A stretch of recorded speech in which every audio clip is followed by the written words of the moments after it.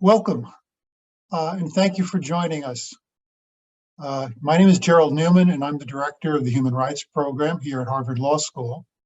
And today we are celebrating a new book, Reclaiming Human Rights in a Changing World Order, edited by Christopher Sabatini of Chatham House and published by Brookings. This book addresses challenges to the human rights system, challenges posed by China, Russia, and the substitute international organizations they promote, by the pandemic, by populism, and by the religious right, by new technologies, including the racial impacts of autonomous weapon systems, and specific regional challenges in Africa, Europe, the Americas, and the Middle East, North Africa, and Afghanistan. This book is interdisciplinary and was interactively workshopped with insightful coordination by the project leader, Dr. Sabatini. The book makes practical recommendations to states, international institutions, and NGOs about updated strategies that are needed to confront these challenges and restore the viability of the human rights regimes. Three distinguished authors of chapters in the book are on the panel today. I'm very grateful to them for being here. Let me just describe them briefly. Solomon Ayele Dersso is a member and former chairperson of the African Commission on Human and People's Rights and adjunct professor at Addis Ababa University College of Law and Governance Studies. Aslı Ü Bâli is the professor of law at Yale Law School. Alexander Cooley is the Clairto Professor of Political Science at Barnard College, Columbia University. I also have a chapter in this book on protecting human rights from exclusionary populism, and I'll say a few words about that after our main speakers have presented. There will also be an opportunity for question and answer after we've all spoken. Please use the Q&A function on your Zoom screen to submit questions, and I'll try to ask as many as I can. I'd like to thank the HLS Advocates for Human Rights for co-sponsoring this event. And I'd like to mention that you can sign up for the mailing list of the Human Rights Program using the information that will appear in the chat on the Zoom. So without more, I'm delighted to give the word to Solomon Dersso.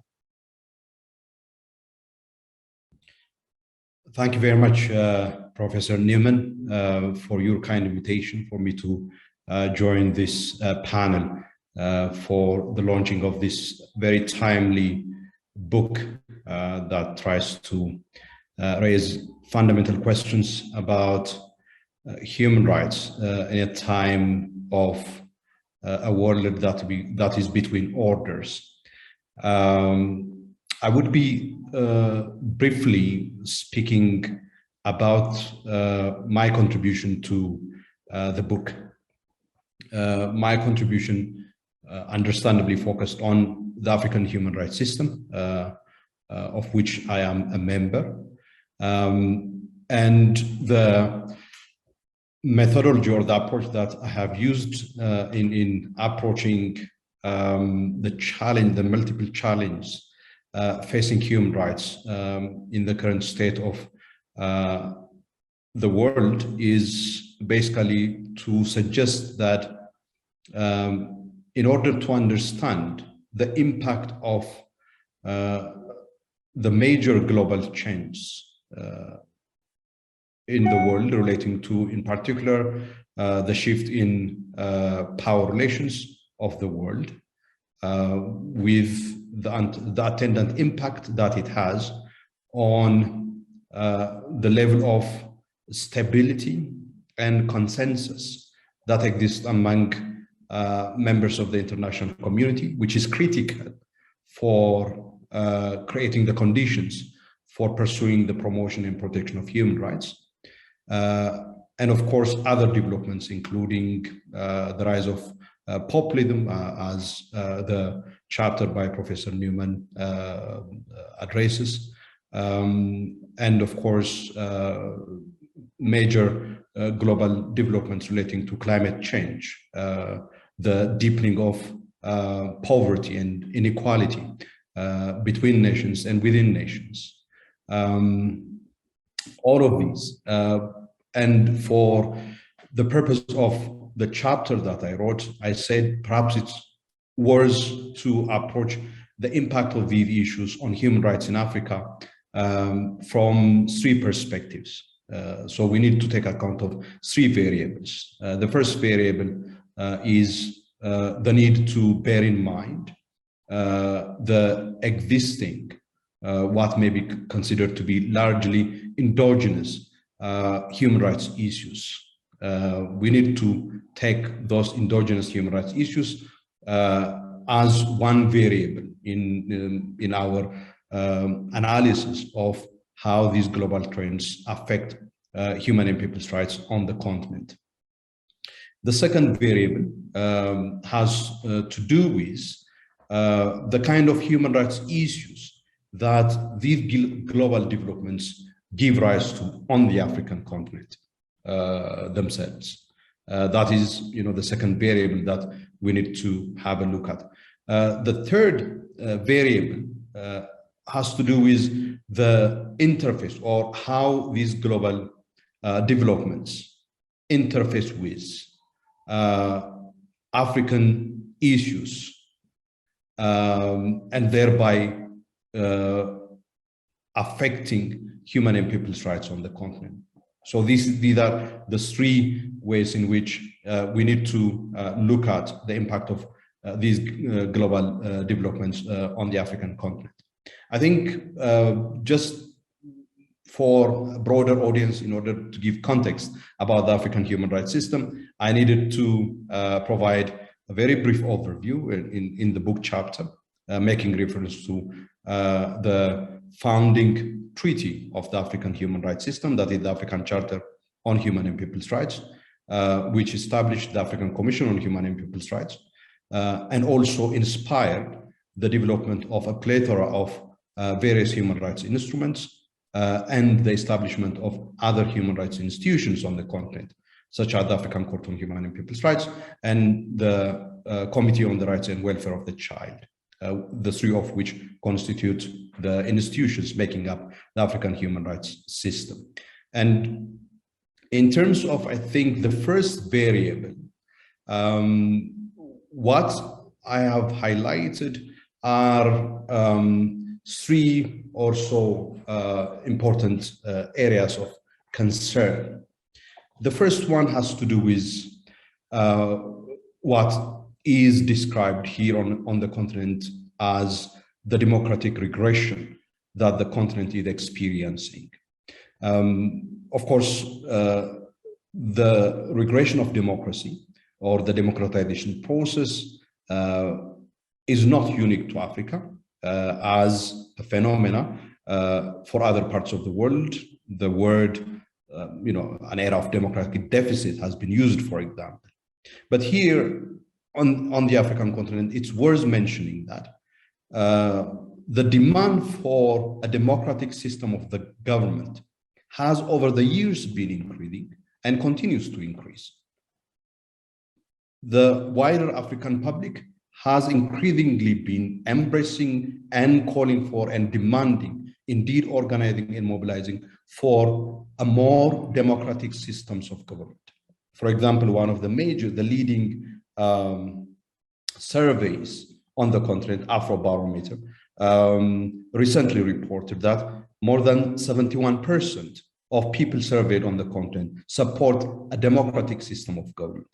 So what we have witnessed over the years, most notably in the post-Cold War period, is a rise in the demand for democracy.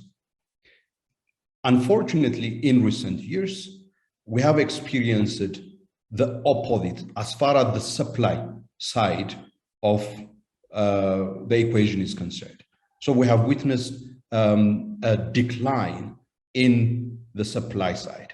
And this is manifested in various ways, one of which, if we look at democratic indices of democracies, such as Freedom House. For example, in 2021, the number of countries that are considered not democratic on the continent has increased, and the number of countries that are considered to be free have declined. And currently, in a sharp contrast to the late 1990s and early 2000s, there are only 7, mostly small island countries, that are considered to be free on the continent. So this democratic regression, of course, manifests itself in various other forms, such as the shrinking civic space that we have experienced on the continent, with governments using various legal measures in order to constrain the civic space, apart from the use of force and other repressive measures that they have been using. It's worth mentioning that another manifestation of this democratic regression, of course, is the increase in what political science on the continent call constitutional coups. These are basically incumbents extending their term limits indefinitely by amending constitutions. And most recently, in 2021, we have witnessed, for the first time since 2000, the largest number of military coups on the continent, affecting 5 countries: Sudan, Chad, Mali, Burkina Faso, Guinea. It is in the development of norms on the continent against coup d'etat. This is the first largest number of military coups happening on the continent. The other manifestation of challenge endogenous to the continent relate to also the increase in the number and impact of conflicts on the continent. We have witnessed from the end of the 90s, during the early 2000s, a decline in the number of conflicts on the continent. After the 2010s, we have witnessed quite a worrying trend of increase in conflicts. But related to that is, of course, what we have witnessed, for example, in terms of the plight that these conflicts resulted in ordinary people, whether in terms of the number of displaced people, whether in terms of the kind of atrocities that are perpetrated in these conflict situations, including those that we are experiencing as I speak today. The other is what I call the scandalous state of poverty and socioeconomic deprivation. I think it is a sad reality that Africa continues to have the largest number of people in poverty, and the situation is not improving. If anything, as a result of some of the major global developments, including COVID-19, now the food and energy crisis in the world, the number of people in extreme poverty on the continent has increased. According to UNECA, over 50 million people have been pushed to extreme poverty. Finally, it is the state of situation in which African human rights institutions find themselves in. I will quickly now speak to the impact of the global trends on human rights. Africa, for ages, have not been spared from the adverse consequences of major global trends. If we speak of recent memories, for example, the Cold War is one epoch during which Africa suffered enormously from the consequences of the Cold War. The war on terror as well had its own ramifications on human rights on the continent because of the fact that state-centric norms as well as institutions and the use of anti-terrorism laws extensively for purpose of repressing and stifling freedom of expression have had very negative consequences. And the current trend of fierce global rivalry is also having its own negative consequences. Among others, for example, one of the concerns, and indeed the signs that we're observing, has to do with the impact of these competitions and rivalries on the continent, leading to reinforcing trends of authoritarianism and repressive rule on the continent, with that expanding the space for impunity for violations of human rights on the continent. That is just by way of really one example. But in the current context that we find ourselves in, for example, the food price spike and the energy crisis in the world is having direct consequences here on the continent in terms of food security, in terms of the socioeconomic security of vast number of people here on the continent as well. The other thing I think I would like to highlight in this respect is the resurgence of the defense of sovereignty and the return to the old use of the principle of sovereignty to fend off scrutiny on the human rights performance of states. It's interesting that early in the year, during the African Union Summit in February, the chairperson of the African Union Commission complained in his opening address that the state's use of sovereignty has become a brick that is impeding the effective work of the African Union in terms of even, let alone dealing with human rights violations that happen in countries, but also major threats that arise in countries because of conflict and attendant mass atrocities. These are some of the developments that arise as a result of the emerging and existing global trends.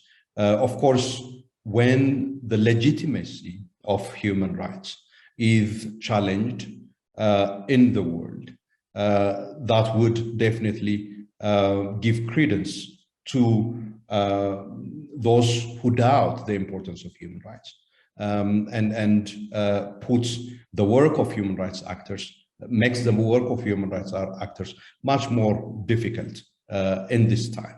And indeed, the work of human rights institutions, the African Commission, we have illustrated with examples, the African Court on Human and People's Rights, in the course of the past few years, become much more difficult on the continent as well. And in part, what this necessitates is basically that how African regional human rights institutions need to enhance the support base for human rights, particularly tapping into the increasing number of people who clamor for and demand a more accountable and a more democratic system of governance on the continent.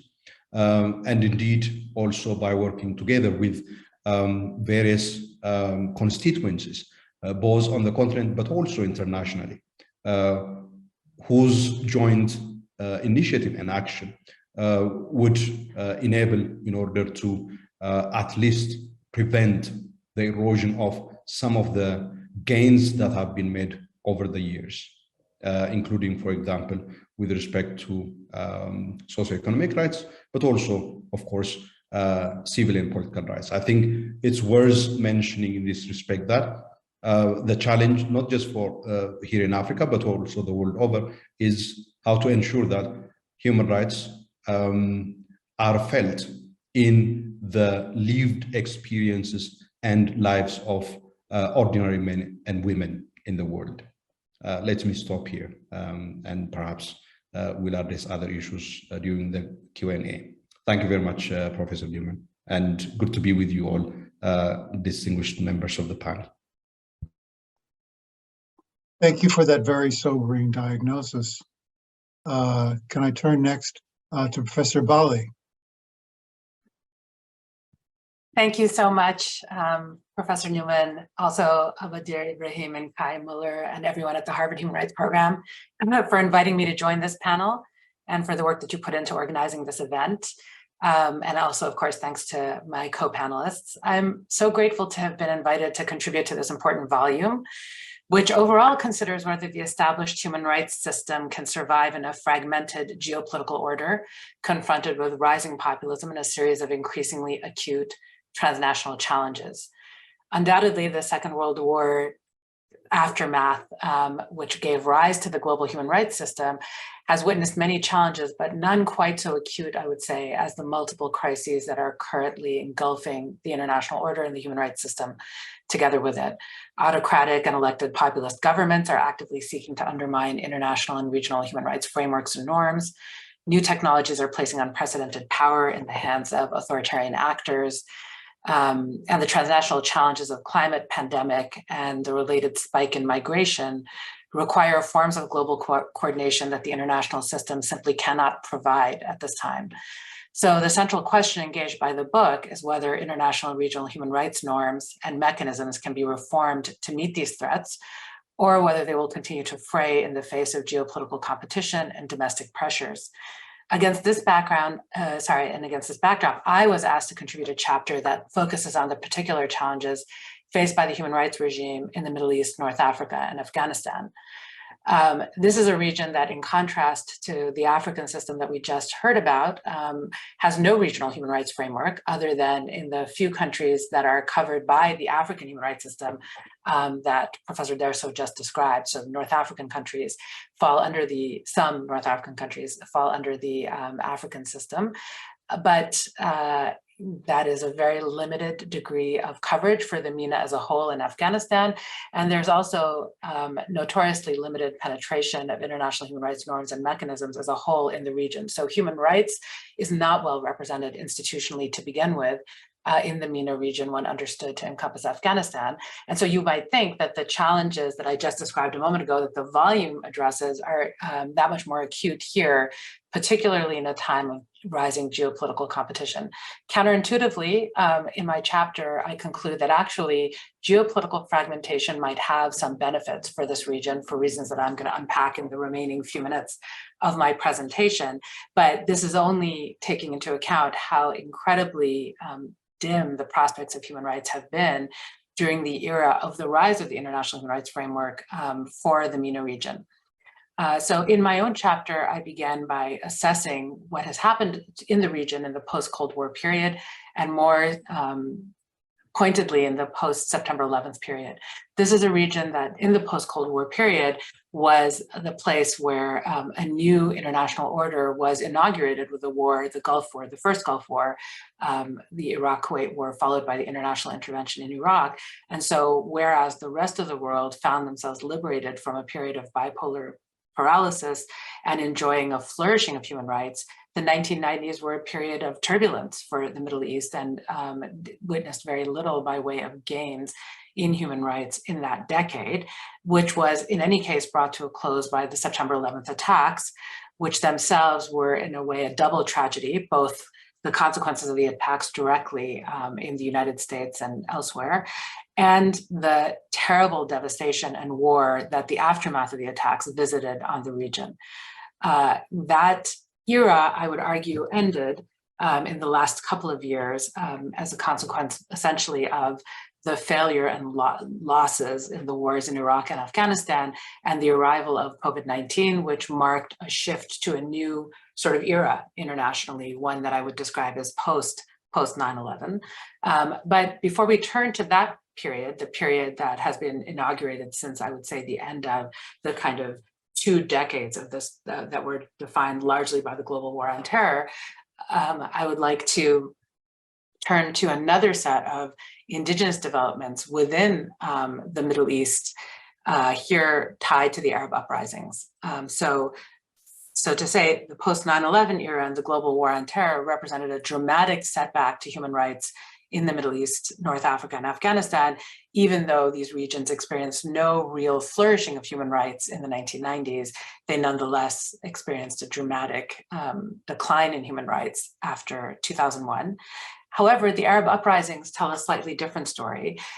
These uprisings, and I say the Arab uprisings globally, but there were comparable protest movements and opposition movements in Turkey, and Iran as well, the Green Movement, which preceded the Arab Uprisings, the Gaza protests, which succeeded them.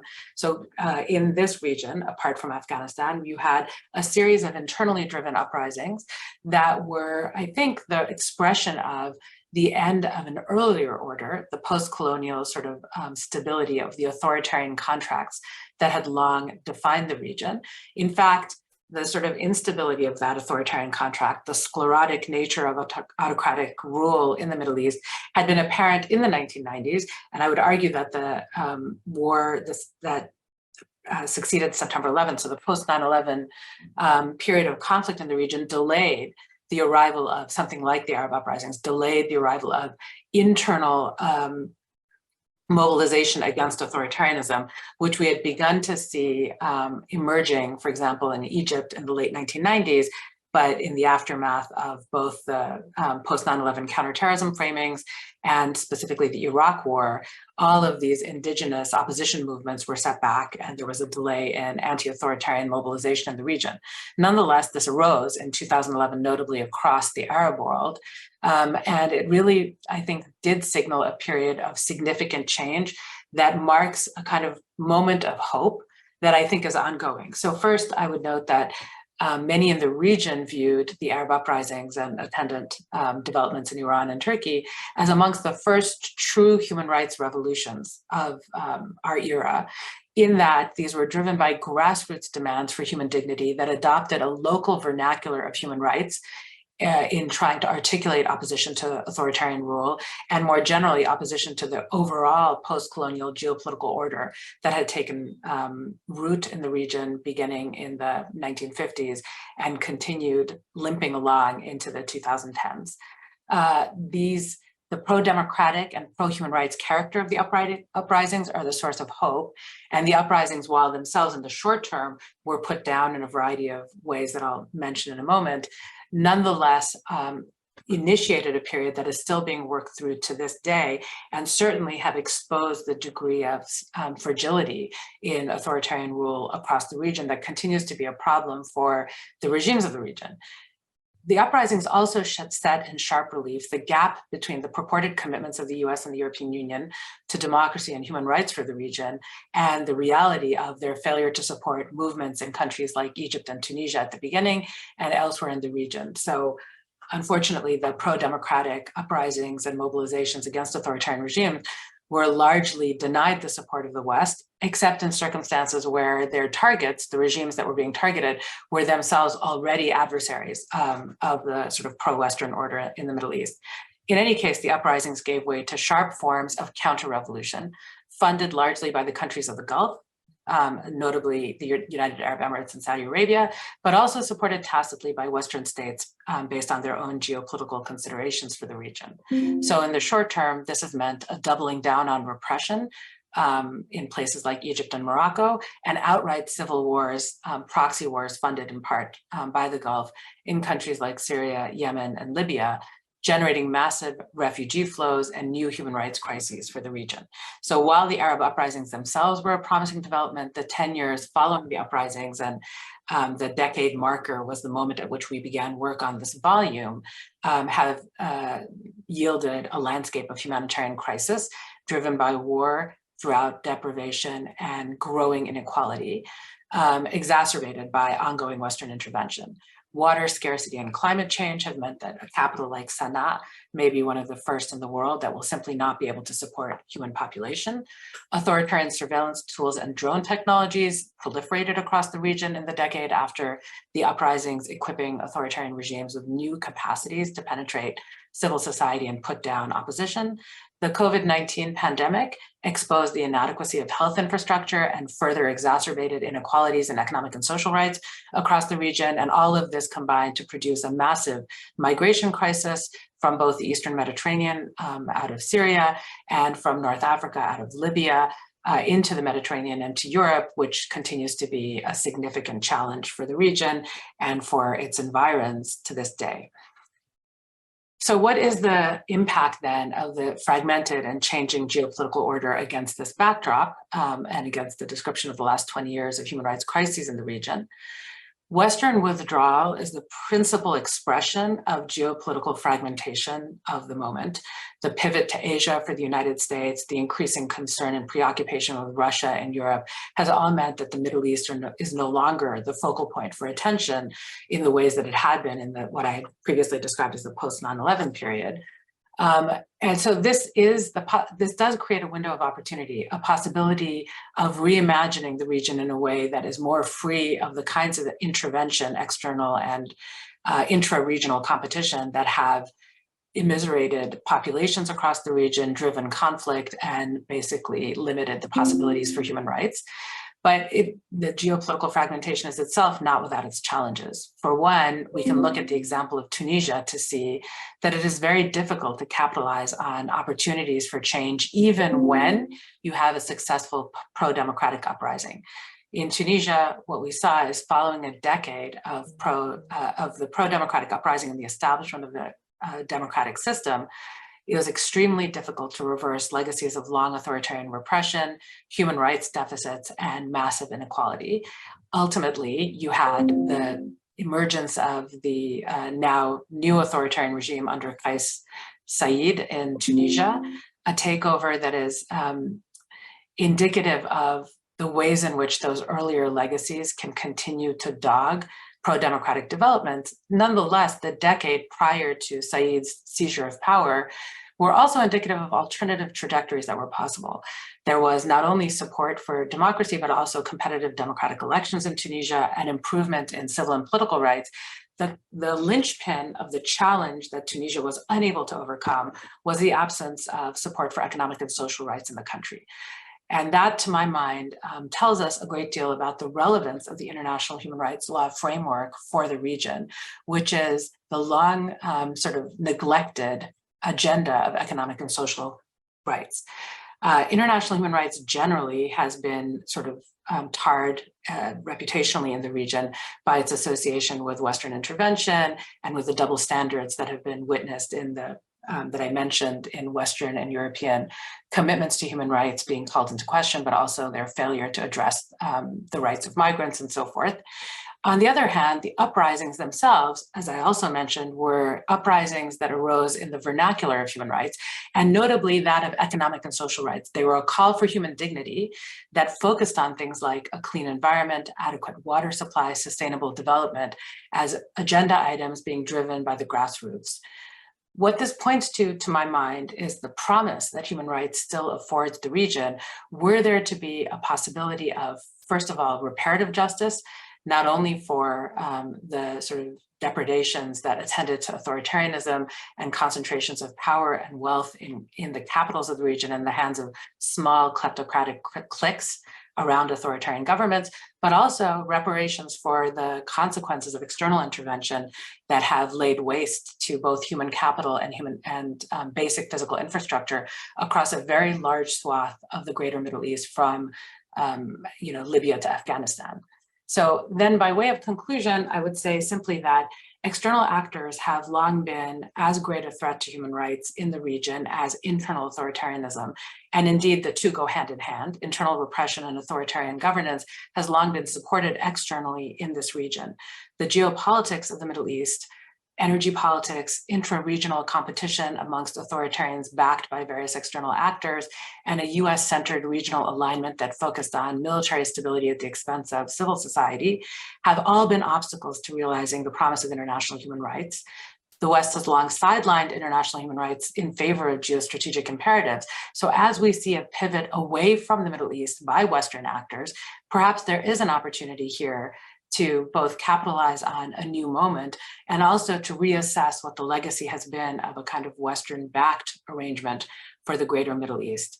There are great risks. I mentioned them in Tunisia. I'll maybe conclude by noting the degree to which Afghanistan illustrates these risks, both of the violence, the consequences of the long violence of intervention itself, but also the possibility that withdrawal will be attended by punitive economic sanctions, ongoing counterterrorism strikes, and in general, a failure to offer reparative justice to the societies that have been so damaged by the last 2 decades of interventionism. It also offers a script for what we might hope for if we were to really have a geopolitical system that invests in human rights, which would require not only reparation, but also to imagine an order that stops working at cross purposes with human rights by divesting from authoritarian alliances and investing in local civil society. There may be slim prospects for such a reversal at the moment.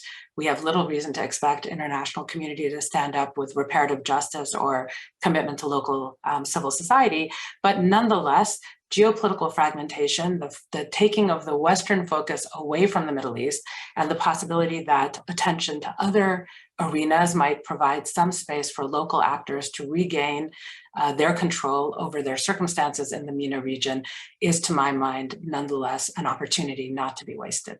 Thank you. Many thanks to you. And now let me turn to Professor Cooley. Yeah, thank you so much for the invitation.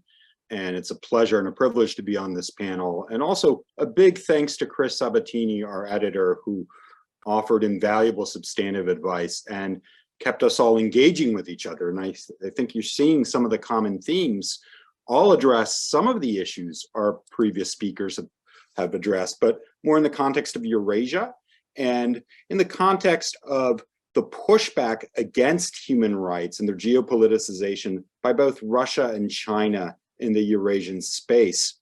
I think a lot of policymakers and some academics have tended to view Russian and Chinese actions, well, in Russia certainly until February 24th, as defensive in nature, right, as wanting to avoid accountability. But in fact, for some time, what we've seen is a fundamental contestation of human rights norms in the arena of global governance institutions, right? And so my chapter looks at how a lot of global governance actors and relationships and networks that we just assumed would promote liberal human rights norms have actually been refashioned to support illiberal policies and authoritarianism. So I'll just give sort of three categories of actions here, right?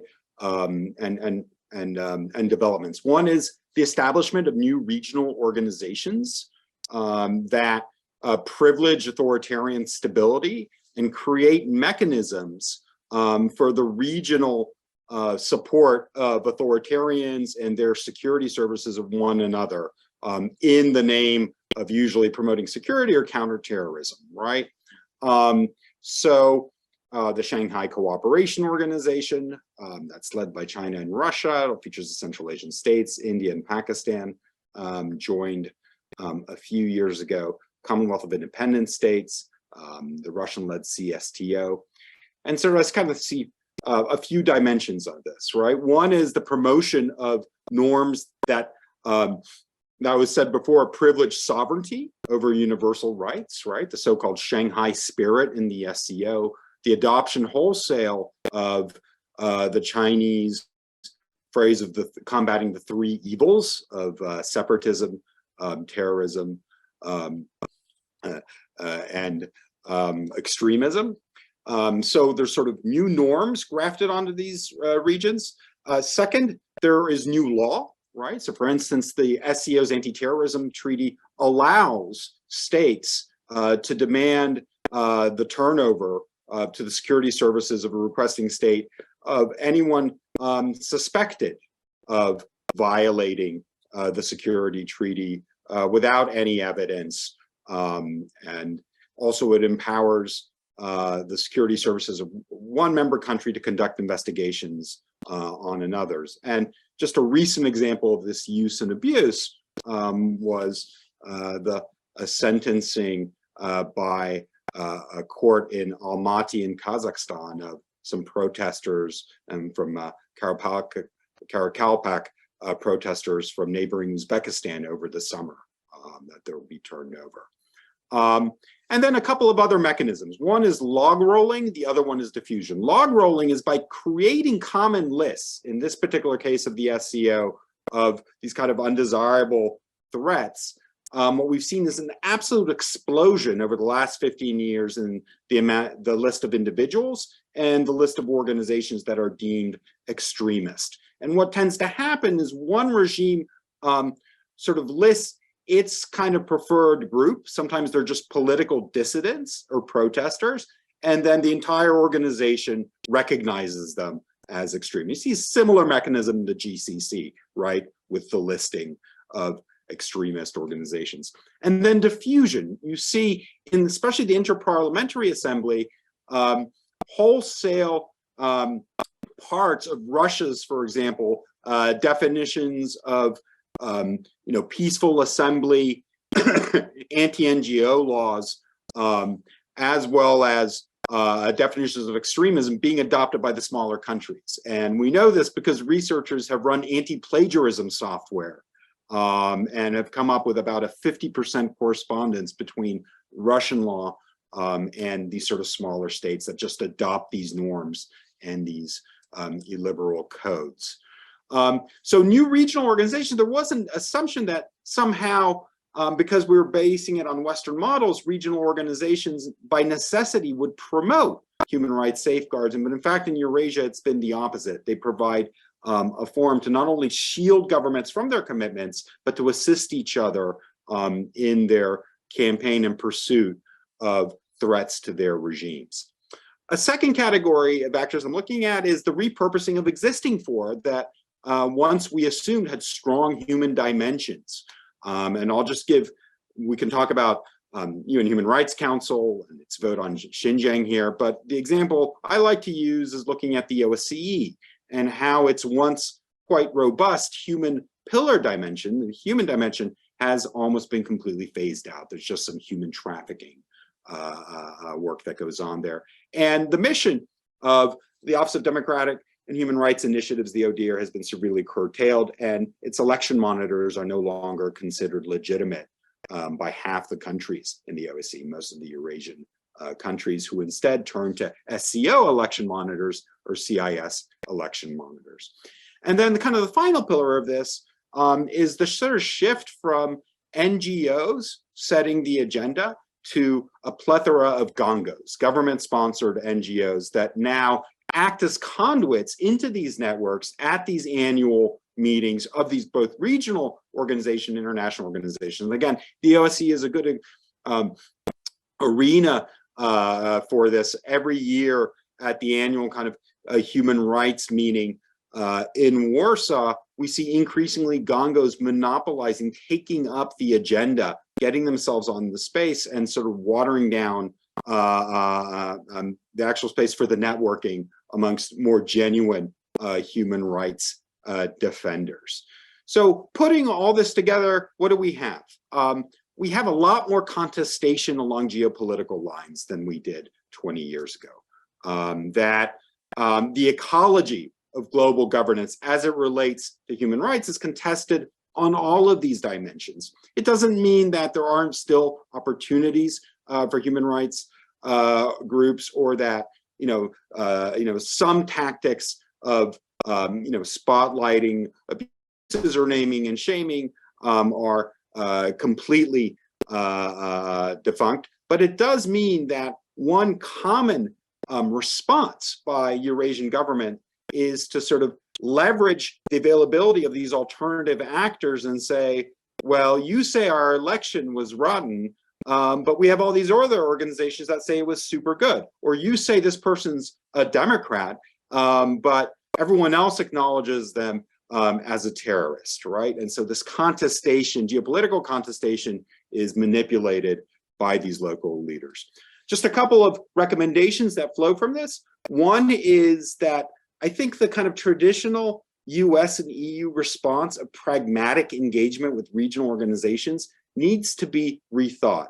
And actually, I would favor engagement, comprehensive engagement, where the values and norms and human rights dimensions are part of the dialogue. For example, the Obama administration was thinking about talking to the SCO, but just practically what they could help with on Afghanistan. I would advocate, if you're going to do that, enlarge it so that these organizations have to justify on which pillars a lot of these sort of bodies of law rest upon. The other recommendation I have is that human rights donors should also think about the global and the global networking that's going on. That, of course, human rights defenders and actual communities, civil society need to be supported, but there is this entire kind of counter apparatus that is systematically networking, and that needs to be taken on. It needs to be challenged, because left to its own devices, what we've seen certainly in Eurasia is the growth of just this entire alternative kind of universe of definitions of some norms and values that we took for granted would have a kind of an enduring meaning. So I'll stop there. Thank you so much.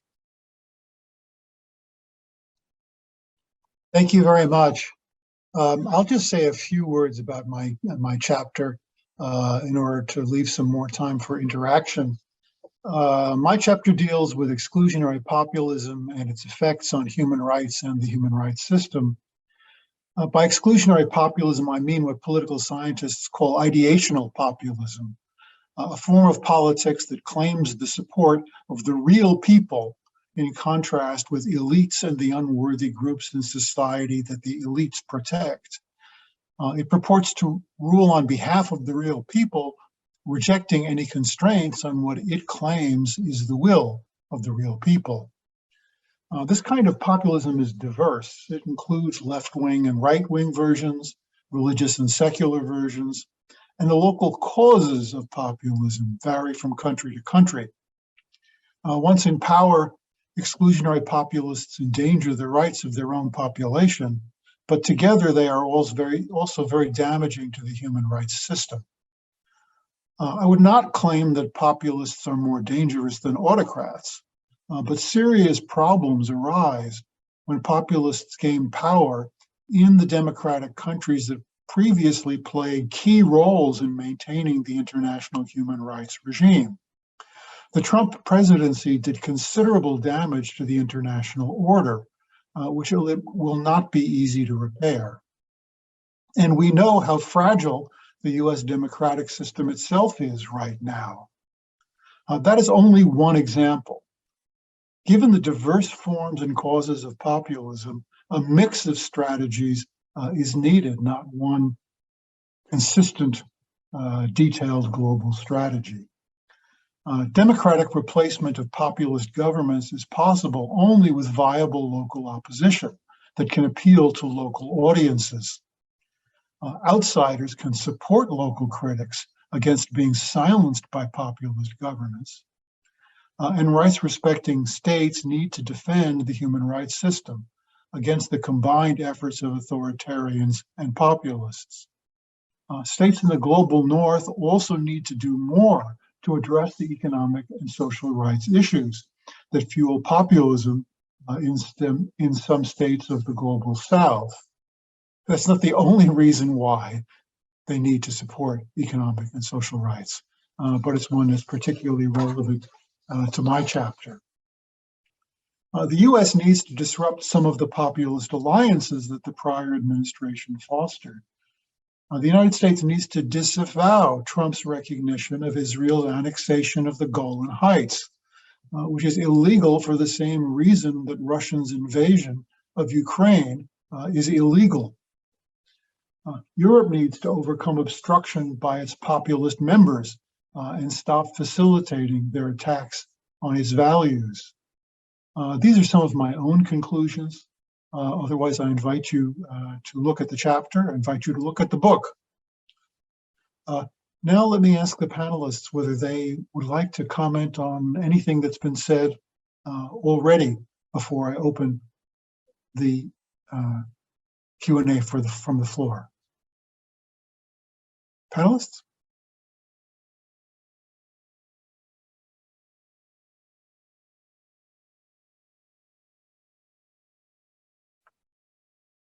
Well, let me encourage the audience then to submit questions and answers. We have one question which has been submitted so far, which basically comes from Haiti.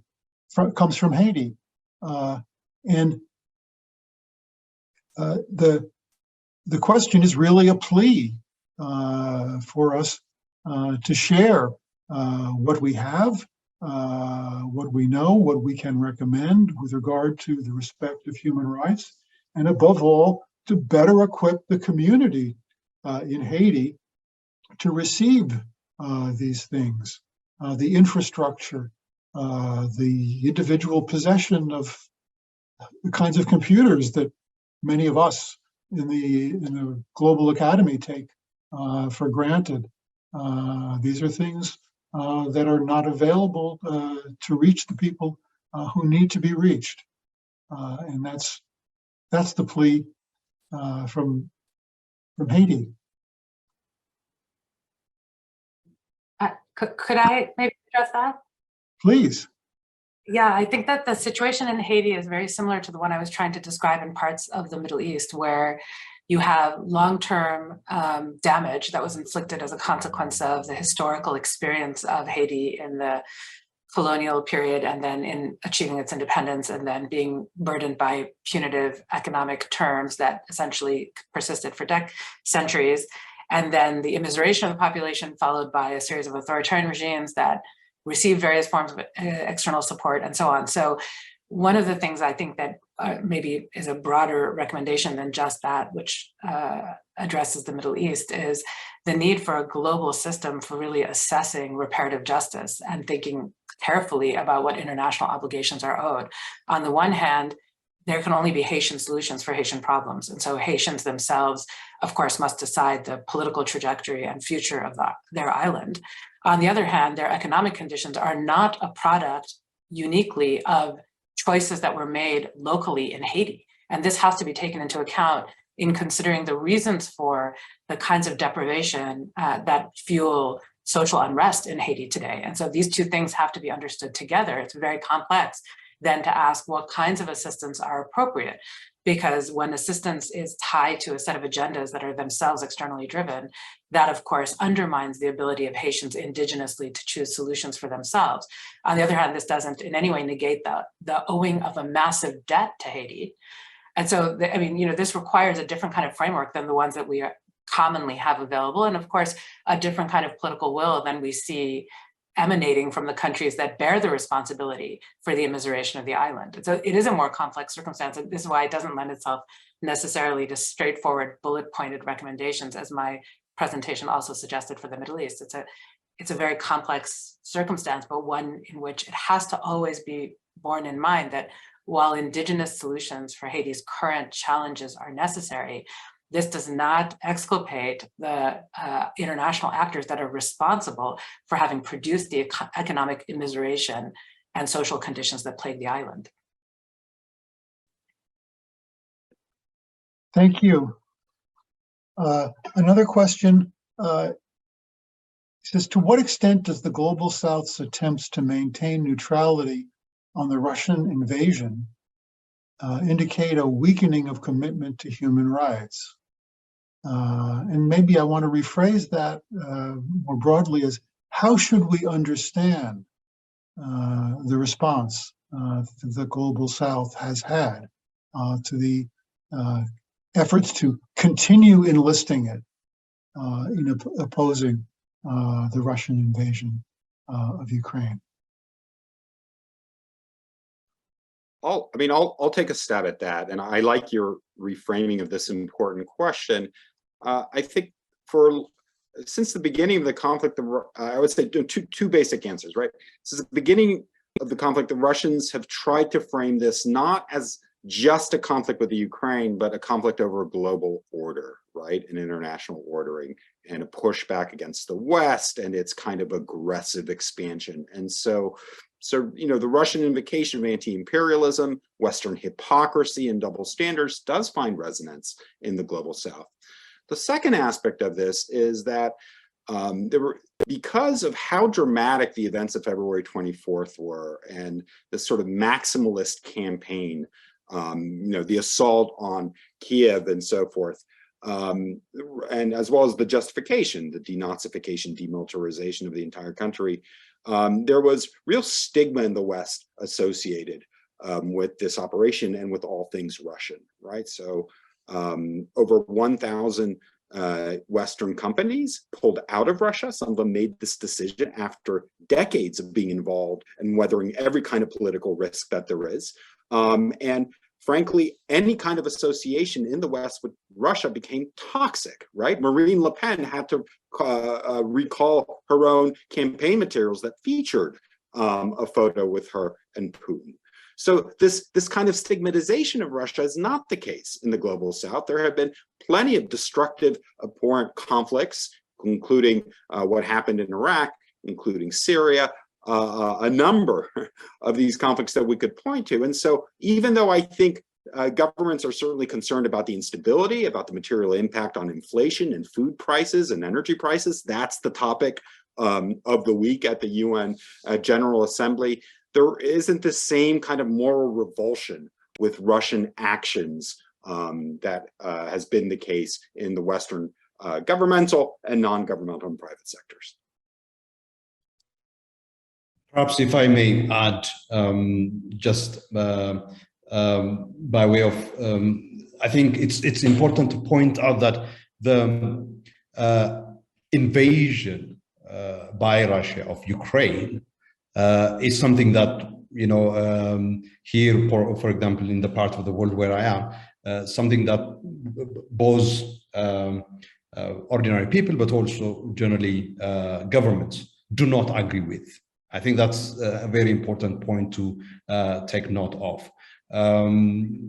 The clear breach of the fundamental tenets of international law and the UN Charter is not something that people agree with or in any way say this is the way to go about governing the international system.